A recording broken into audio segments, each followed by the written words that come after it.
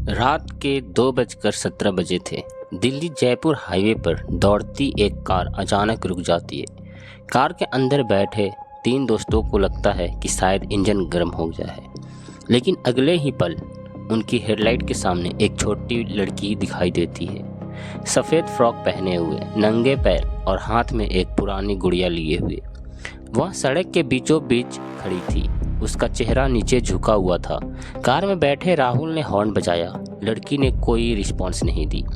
दूसरी बार हॉर्न बजाया, फिर भी नहीं। जब राहुल गुस्से में कार से नीचे उतरा और लड़की के पास पहुंचा, तो उसने जो देखा उसके बाद वह पूरी जिंदगी कभी नॉर्मल नहीं रह पाया, क्योंकि उस लड़की का चेहरा था ही नहीं। जहां आंखें, नाक और होंठ होने चाहिए, वहां सिर्फ काली खाली त्वचा थी। और उसी पल लड़की की गुड़िया ने अपना सिर घुमाकर राहुल की तरफ देखा और मुस्कुराने लगी।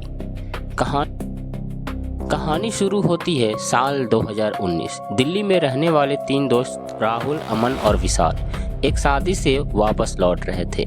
समय रात के करीब 2 बजे का था। हाईवे लगभग खाली था।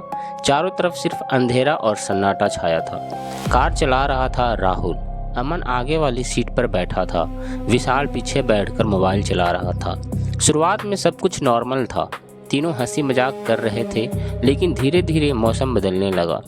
अचानक घना कोहरा छा गया, इतना घना कि कार की हेडलाइट भी मुश्किल से 10 मीटर आगे तक जा पा रही थी। यार, ये कोहरा अचानक कहाँ से आ गया? अमन ने पूछा। राहुल ने कंधे उचकाए। पता नहीं। विशाल ने मोबाइल पर मौसम चेक करने की कोशिश की, लेकिन नेटवर्क गायब था। उस सुनसान हाईवे पर न नेटवर्क था, न कोई दूसरी गाड़ी, सिर्फ उनकी कार और चारों तरफ फैला सफ़ेद कोहरा। तभी अचानक कार के इंजन ने अजीब आवाज़ निकाली, ठक ठक ठक, और कार झटके खाने लगी। राहुल ने तुरंत ब्रेक लगाया। कार सड़क के किनारे रुक गई। अबे ये क्या हुआ? विशाल घबरा गया।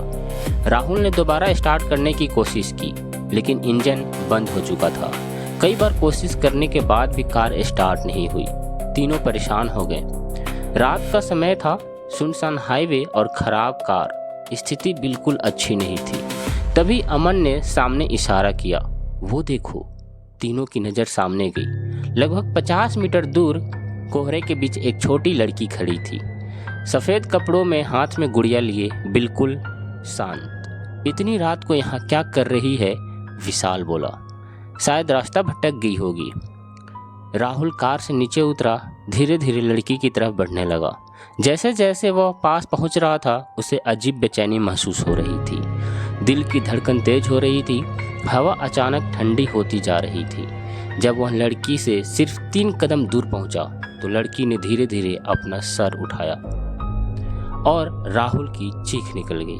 उसका चेहरा नहीं था, सिर्फ सपाट त्वचा थी। न आंखें, न नाक, न मुंह। राहुल डरकर पीछे गिर गया। तभी लड़की के हाथ में पकड़ी गुड़िया ने अपनी गर्दन घुमाई सीधे राहुल की तरफ, और उसके होंठ फैलने लगे एक भयानक मुस्कान में। राहुल भागता हुआ कार की तरफ लौटा। भागो भागो यहाँ से। अमन और विशाल भी घबरा गए, लेकिन जब उन्होंने पीछे देखा तो वहाँ कोई लड़की नहीं थी, कुछ भी नहीं, सिर्फ कोहरा। तीनों किसी तरह कार के अंदर बैठे हुए थे। अचानक बिना चाबी घुमाए कार खुद पे खुद स्टार्ट हो गई। इंजन बिल्कुल नॉर्मल चल रहा था, जैसे कुछ हुआ ही नहीं हो। यहाँ से निकलते हैं अभी। राहुल ने एक्सीलेटर दबा दिया। कार तेजी से आगे बढ़ी, लेकिन कुछ किलोमीटर चलने के बाद विशाल ने रियर व्यू मिरर में देखा और उसका चेहरा सफ़ेद पड़ गया। राहुल, क्या हुआ? पीछे देख। राहुल ने शीशे में देखा। पीछे वाली सीट पर कोई बैठा था। वही लड़की, वही सफ़ेद फ्रॉक, वही गुड़िया। पीछे बैठी उस लड़की का चेहरा अब भी नहीं था, लेकिन उसके होने का एहसास साफ दिख रहा था। कार के अंदर तापमान अचानक बहुत नीचे चला गया। सांसों से धुआं निकलने लगी। अपनी कांपती आवाज में बोला, ये हमारे साथ कार में कैसे आ गई? कोई जवाब नहीं था। राहुल ने हिम्मत करके शीशे में दोबारा देखा। इस बार पीछे वाली सीट खाली थी। लड़की गायब हो चुकी थी। मुझे लगता है हमें भ्रम हो रहा है, राहुल ने खुद को समझाने की कोशिश की। लेकिन तभी विशाल चीख पड़ा, मेरे बगल में कौन बैठा है? राहुल और अमन ने पीछे मुड़कर देखा। वह लड़की अब विशाल के बिल्कुल पास बैठी थी और उसकी गुड़िया विशाल की तरफ मुंह किए हुई थी। गुड़िया की आंखें धीरे धीरे खुल रही थी, जैसे वह जिंदा है। विशाल डर के मारे दरवाजा खुलकर चलती कार से कूद गया। कार रुक गई, दोनों दोस्त बाहर भागे। विशाल सड़क किनारे पड़ा था। सौभाग्य से उसे ज्यादा चोट नहीं लगी, लेकिन उसकी आंखें डरी हुई थी। वह लगातार एक ही बात दोहरा रहा था, वो मुझे ले जाने आई है, वो मुझे ले जाने आई है। करीब आधे घंटे बाद उन्हें हाईवे पर एक छोटा ढाबा मिला। ढाबे पर सिर्फ एक बुढ़ा आदमी बैठा था। तीनों ने उसे पूरी बात बताई। बूढ़े का चेहरा गंभीर हो गया। उसने धीरे से पूछा, क्या लड़की की हाथ में गुड़िया थी? तीनों ने एक साथ सिर हिलाया। बूढ़ा कुछ देर तक चुप रहा, फिर बोला, तुम लोगों ने मुसाफिर वाली लड़की को देख लिया है। तीनों ने हैरानी से उसकी तरफ देखा। बूढ़े ने कहानी सुनानी शुरू की। करीब 20 साल पहले उसी हाईवे पर एक परिवार की कार दुर्घटनाग्रस्त हुई थी। कार में पति पत्नी और उसकी 7 साल की बेटी थी। टक्कर इतनी भयानक थी कि माता पिता की मौके पर मौत हो गई, लेकिन लड़की कई घंटों तक जिंदा रही। वह मदद के लिए सड़क पर खड़ी रही, हाथ में अपनी पसंदीदा गुड़िया लिए। सैकड़ों गाड़ियां गुजरी, लेकिन किसी ने नहीं रोका, किसी ने मदद नहीं की। आखिरकार वह भी मर गई। तब से कहा जाता है कि उसकी आत्मा उसी सड़क पर भटकती है और जो लोग उसे दिखते हैं उनमें से कुछ कभी वापस नहीं लौटते। यह सुनकर तीनों के शरीर में शिहरन दौड़ गई, लेकिन असली डर अभी बाकी था। बूढ़े ने कहा, जब तुमने उसे देखा था, क्या उसने तुम्हें छुआ था? विशाल अचानक चुप हो गया। उसका चेहरा पीला पड़ गया। धीरे से उसने अपनी बाँह दिखाई। वहाँ एक छोटा सा काला हाथ का निशान था, बिल्कुल किसी बच्चे की हथेली जैसा। बूढ़े ने निशान देखते ही कुर्सी छोड़ दी। तुम लोगों को अभी यहाँ से जाना होगा। क्यों? क्योंकि अब वो सिर्फ दिखाई नहीं दे रही है, वो तुम्हारे साथ आ चुकी है। उस रात के बाद उनकी ज़िंदगी बदल गई। विशाल के साथ सबसे ज़्यादा अजीब घटनाएं होने लगी। रात को उसे उसी बच्ची के रोने की आवाज़ सुनाई देती। कभी कमरे में गुड़िया दिखाई देती, कभी दीवारों पर छोटे हाथों के निशान बन जाते। धीरे धीरे उसकी मानसिक हालत ख़राब होने लगी। उसे हर जगह वही लड़की दिखाई देने लगी, ऑफिस में, घर में, सड़क पर, यहाँ तक कि सपनों में भी। एक रात उसने राहुल को फ़ोन किया। उसकी आवाज़ काँप रही थी, वो मेरे कमरे में है। कौन? वही लड़की, दरवाज़ा बंद कर ले। कुछ सेकंड तक खामोशी रही, फिर विशाल बोला, दरवाज़ा तो बंद है, लेकिन वो पहले से अंदर बैठी है। और फ़ोन कट गया। अगली सुबह विशाल मरा हुआ मिला।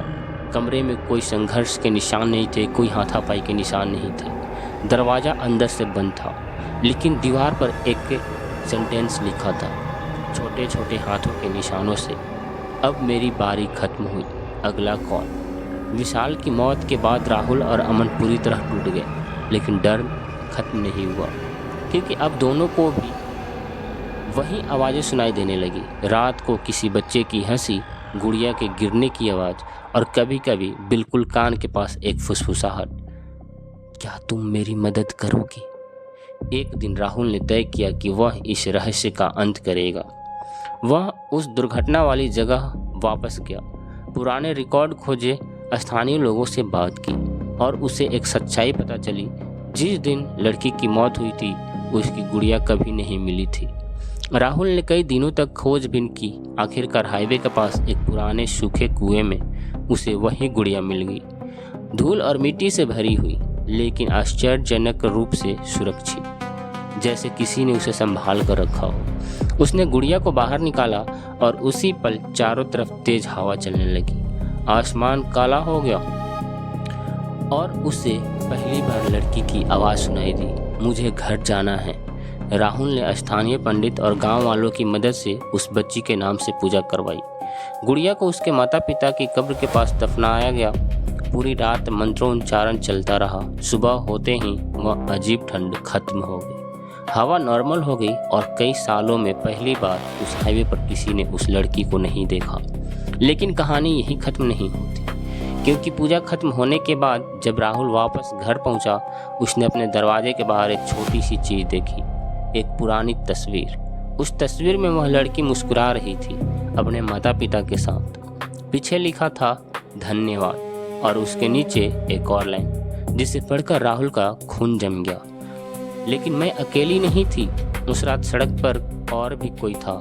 तस्वीर कोने में अंधेरे के बीच एक लंबी खाली परछाई खड़ी थी, जिसकी लाल आंखें सीधे कैमरे की तरफ देख रही थी, और आज तक कोई नहीं जानता वह कौन था।